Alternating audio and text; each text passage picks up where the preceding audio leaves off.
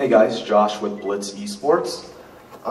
We just talked to San Francisco Shock and they seem to primarily blame Tilt for their loss. They talked about how they were emotionally compromised halfway through. Would you agree with that assessment? Yeah, I think so. I mean, Shock has some big personalities and they can definitely clash, I feel like, sometimes. So I think that while they're losing, they don't have the best chance to bounce back because they do have those personalities on their team. So I can agree with that, yeah. I think a lot of the time as well, though, when we're coaching my guys, it's just like, if they want to tilt, they can tilt. We'll just continue to play our game anyway, and we don't really take that into consideration. It's just a big benefit for us if that's what they're going to do. One more question from me. The format of OWL is pretty interesting in that you guys are playing essentially 4 maps, no matter what, unless you get to a game 5. How does the match dynamic change once you go up 3-0? Do you notice like a shift? Is it like you guys are chilling? Or how does it change? I definitely feel like when we're up 3-0 and we know we've already won the match, it puts a lot of less pressure on us for the next match. We can focus, it even allows us to play better sometimes because, you know, we can focus more, we're not so worried about losing, and it also puts, you know, it's kind of demoralizing for the other team as well, knowing that they already lost the match and there's nothing they can do to change that result. Do you like that for competition? I think it's okay. I feel like after winning 3 maps and knowing that you've won the series, it's pretty nice to be able to keep playing, just to finalize and close out the series. So Dennis from Winston's Lab, you obviously won 4-0 pretty convincingly. Was there something we didn't see? Was there something like you hold back in terms of strategy? Is there more we can expect in the future? Yeah, there's always stuff to expect from us. Hey there, Adam with Akshon Esports. So in game 1, San Francisco came out of the gate strong, had you guys reeling just a little bit in the beginning. When stuff like that happens, who on your team kind of helps take the reins and get you guys back on track and re-up your defenses? Is it any one person? Is it kind of a collective thing? In this case, it was kind of a collective thing, and mostly Fate. I mean, Fate at the end of Dorado, first round, he told us to kind of focus back up and, you know, stay on the same target, and he kind of brought us back into the game after we weren't doing too well on Dorado. So yeah, in this case, it was Fate, but in general, it's usually a collective effort.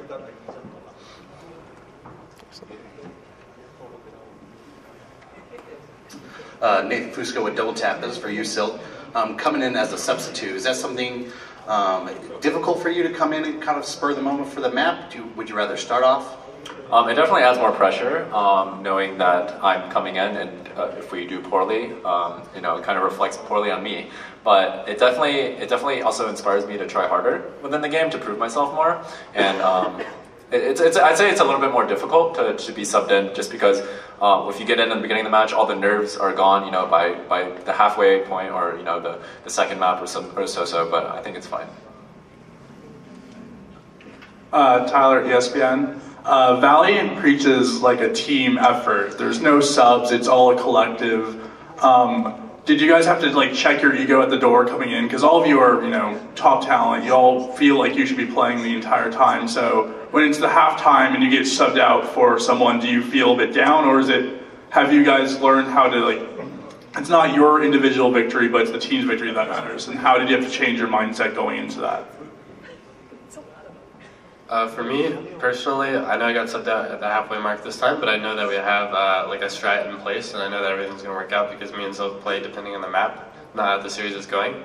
So yeah, I definitely feel like you do have to get used to it. Like, I had to get used to it. I mean, obviously I played with the Mortals at Third Sodi Pop for a long time as a starter, you know, playing 100% of the tournaments. So yeah, it's definitely something to get used to, but I think that if you have that mindset of like a team victory, it's definitely really helpful, and I mean, it'll make you more of a team player in the long run. Hey there, Adam with Akshon Esports again. So as one of the LA teams, you can't really help but have a little bit of that home spirit cheering, you know, for you, all the crowd behind you. We just saw Gladiators get a much warmer response than Shanghai. So what does that kind of response do for you in terms of morale, gameplay, energy, all that? I think speaking for me, hearing the crowd cheer, you know, when you win a map or when a good play goes off. So in the process of doing a play, as it starts out and it's strong, and then you can hear the crowd yelling, I think that kind of empowers me a little bit more. You know, it makes me a little more focused so that I can, you know, keep playing well and continuously play well and have my morale never be dropping.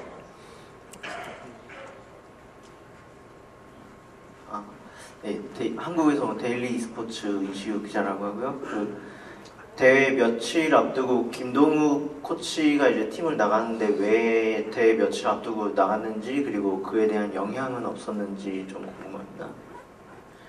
This is ECU from Daily Sports of Korea. I'd like to know. I heard that the coach Kim Dong-wook left the team recently. So I'm wondering if there's any specific reason of his departure, and I'm also wondering if it has any impact to the team. We've made some small changes to our staff, and I think you recently saw the announcement with the staff that we'd grown out and the people that we're bringing in.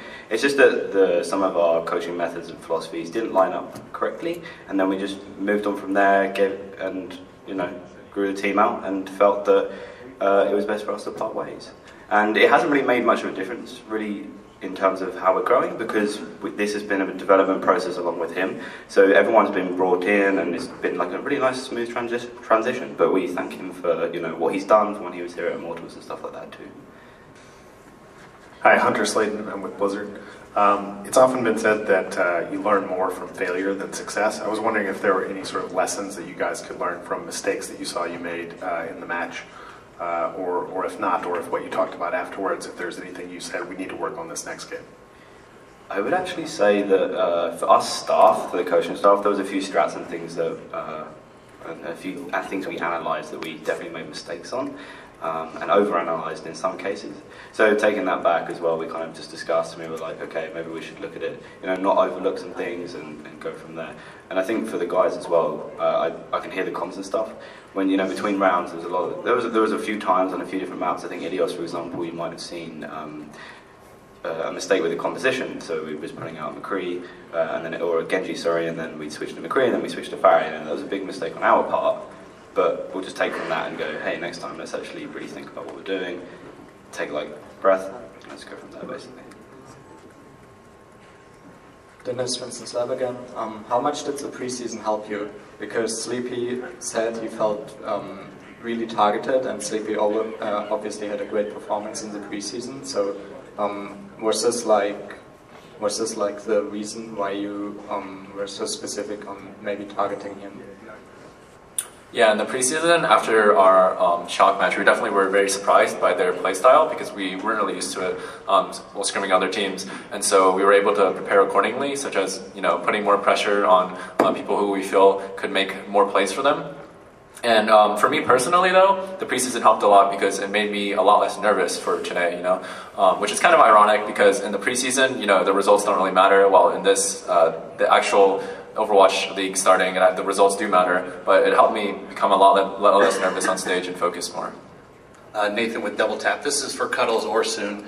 Widowmaker, is that kind of a hero that if it's not working, you guys are going to go away from it, or is that one you're sticking with it no matter what?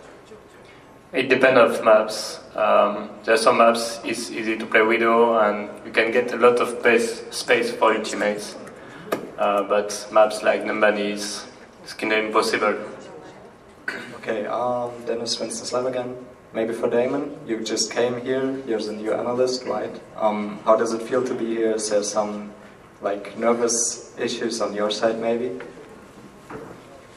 I mean, I'm really grateful, mostly to Cuddles, Soon, uNKOE, and the rest of the team for accepting me, because this is one of the greatest opportunity that I had in a long time, and being in Overwatch League is much responsibilities for the coaching staff basically. So yeah, I'm feeling really great, and I hope we're gonna do good things in this season. I think we have the potential for that.